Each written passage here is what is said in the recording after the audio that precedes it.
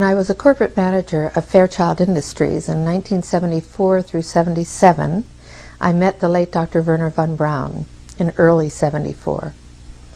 At that time, von Braun was dying of cancer, but he assured me that he would live a few more years in order to tell me about the game that was being played, that game being the effort to weaponize space, to control the Earth from space and space itself.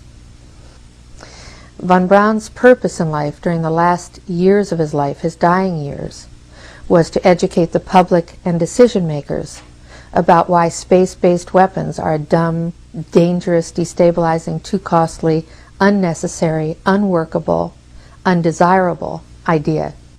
The strategy that Wehner von Braun taught me was that first the Russians are going to be considered to be the enemy. In fact, when I met him in 74, they were the enemy, the identified enemy.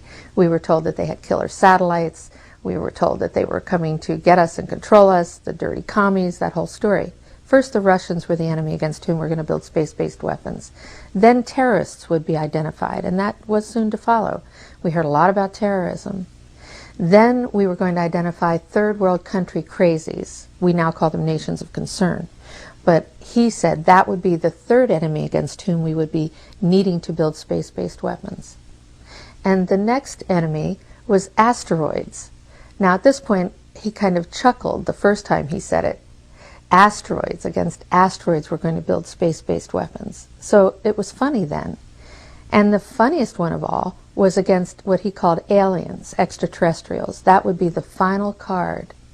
And over and over and over during the 4 years that I knew him and was giving his speeches for him, he would bring up that last card. And remember, Carol, the last card is the alien card. We're going to have to build space-based weapons against aliens, and all of it, he said, is a lie.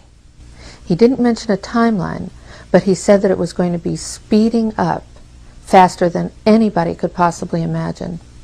That the effort to put weapons in space was not only based on a lie, but would accelerate past the point of people even understanding it until it was already up there and too late.